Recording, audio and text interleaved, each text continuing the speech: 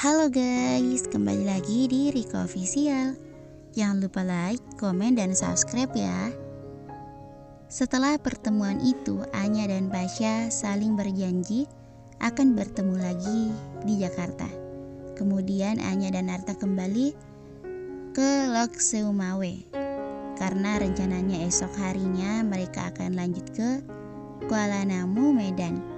Penerbangan mereka ke Jakarta rencananya dimulai dari sana. Di dalam mobil yang membawa mereka berdua menuju Lok Seumawe, Anya sedang intens berchat ria dengan Pasha. Sementara Arta memilih melamun, memandangi jalanan yang kala itu gerimis. Rasanya begitu berat meninggalkan Takengon. Arta bakal merindukan tempat itu, terutama rindu sosok perempuan berkuda hitam. Di Jakarta mana ada, yang ada hanya dengan tunggangan mobilnya. Arta sedikit heran sekaligus kagum dengan Anya. Di Aceh, keluarganya termasuk keluarga terpandang dan kaya raya. Namun di Jakarta, Anya malah banting tulang dan memiliki mobil hasil jerih payah sendiri. Tinggal pun di rumah kontrakan yang tidak terlalu besar. Meskipun punya kebiasaan suka hura-hura dan clubbing. Tiba di sebuah rumah besar di Lok Seumawe, Arta sampai mencolek Anya yang tidak sadar juga karena terlalu larut berbalas chat dengan si Pasha. Bukan ungu ya, bukan Pasha ungu itu. Udah sampai woi, Arta menyenggol siku Anya yang masih asyik cekikikan menatap layar ponselnya seperti orang gila. Di rumah lo kayaknya. Anya mengalihkan perhatiannya dari layar ponselnya. Oh iya, selamat datang di rumah gue. Anya turun dari mobil, diikuti Arta. Sementara sopir ayahnya menurunkan koper mereka. Gue lahir dan tumbuh di rumah ini, Anya menginformasikan. Arta celingukan mengamati segalanya. Rumah keluarganya cukup besar dengan cat serba putih. Dan taman dengan hamparan luas rumput gajah mini yang tumbuh lebat dan hijau bagai permadani tebal. Tapi tidak terlalu banyak tanaman. Pohon yang ditanam pun hanya ada 2, pohon mangga dan pohon flamboyan yang tumbuh besar dan rindang. Assalamualaikum. Anya mengetuk pintu sambil menguluk salam dengan lantang mirip gaya penagih hutang. Waalaikumsalam. Terdengar sahutan suara seorang wanita dari dalam rumah. Tidak lama kemudian, seorang wanita gendut berdaster panjang bunga-bunga dengan jilbab kuning muncul membuka pintu. Ya Allah, Cut. Wanita itu langsung terkejut lalu merangkul Anya dengan wajah luar biasa gembira. Puhaba, kangen kali sama Cut. Cut juga kangen. Cut dek. Anya menyebut wanita itu Cut dek, yang berarti tante, sebutan untuk adik perempuan ayah. Cut nggak datang sendiri ya? Jisoe, tantenya Anya melirik ke Arta sambil tersenyum lebar dengan mata berbinar-binar dan bertanya, siapa dia? Yang berdiri di belakang keponakannya. Kawan aku dari Jakarta lah. Je, bukannya pacar Cut? Si Sultan bilang, kamu datang sama pacar?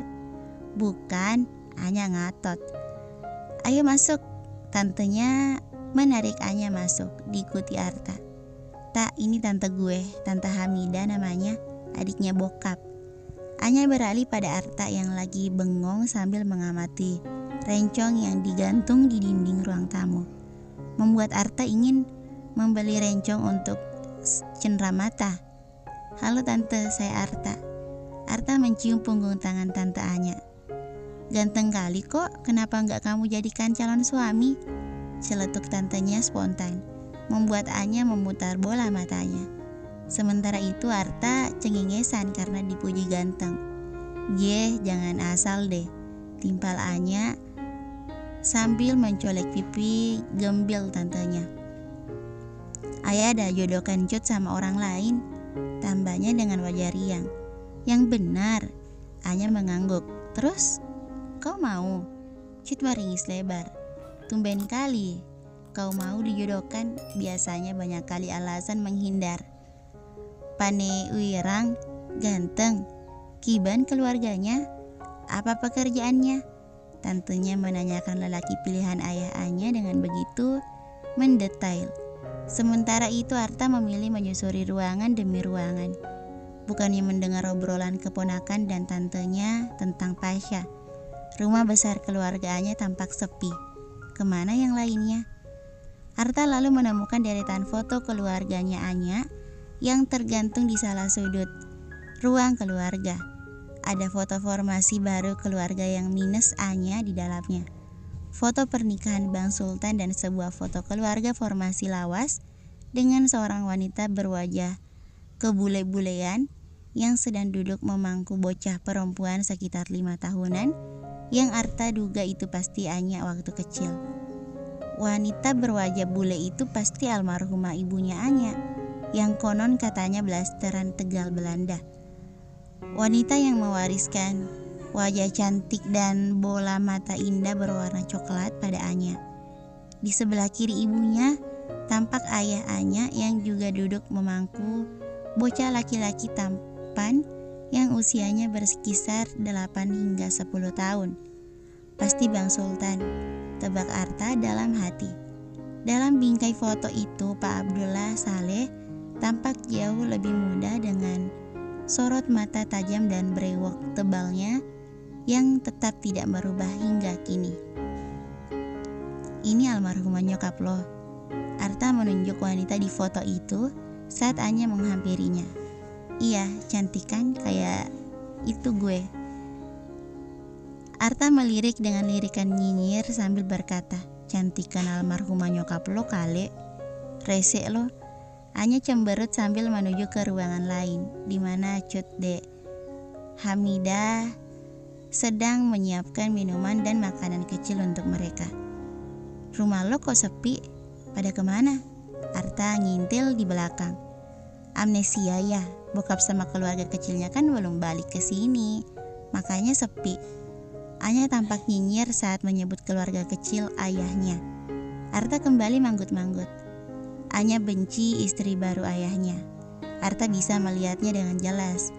Alasannya saja yang Arta belum tahu, tapi tidak ingin mencari tahu kecuali Anya menceritakannya. Arta jadi ingat saat di Takengon, saat ia sengaja ditinggalkan saat pamit ke kamar kecil. Anya sengaja meninggalkannya untuk pergi meninjau perkebunan bersama ayahnya dan Pasha. Saat itu Arta sempat sebal karena Anya tega tidak mengajaknya ikut serta. Pasti karena Anya takut Arta kan merecoki kesenangannya, maka ia sengaja ditinggal. Lalu Rahma, istri ayah Anya yang berwajah lembut dan cantik, tiba-tiba menghampirinya, mengajaknya mengobrol. Menurut penilaian Arta yang biasa bergaul dengan banyak wanita, Rahma itu wanita baik. Arta bisa membaca karakter wanita itu setelah mengobrol cukup lama. Sorot matanya teduh dan kelihatan sekali kalau Rahma tipikal wanita penyayang sekaligus penyabar. Tetap saja dan tidak menunjukkan emosi sedikit pun meski Anya selalu bertingkah menyebalkan dengannya. Cut Dek, jangan masak apa-apa ya. Anya bergelayut manja di punggung gemuk tantenya dengan manja. Kenapa? Kita berdua mau makan di luar aja nanti malam, Anya menjelaskan. Aku kangen mie Aceh ke pitingnya Bang Din. Sekalian beli oleh-oleh juga ya, Arta mengingatkan. Tentu. Lepas sholat maghrib, Anya yang kembali memakai jilbab instan untuk menutupi rambutnya. Bersama Arta dan sopir pergi ke pusat kota Lok Sumawe, menuju ke sebuah kedai mie Aceh langganan Anya sejak kecil, kedai Bang Din. Mereka lalu memilih sebuah tempat paling pojok dekat kipas angin dindingnya. Malam itu terasa gerah, belum makan saja Pelu sudah membasahi wajah Arta dan Anya. Lo mau yang goreng apa rebus? Anya bertanya. Enak mana? Sama aja enaknya. Rebus saja, sahut Arta dengan mata masih memindai segala sudut kedai. Sebelumnya ia sudah pernah makan mie Aceh di sebuah kedai mie Aceh di Jakarta.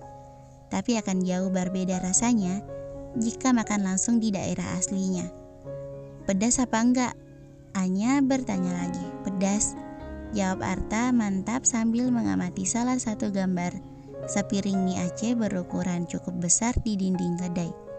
Anya malah tersenyum miring mencurigakan. Pakai udang, daging atau kepiting? Yang recommended apa? Arta menatap bingung pada Anya. Pakai kepiting. Oke, pakai itu aja. Kalau Pak Umar pesan apa?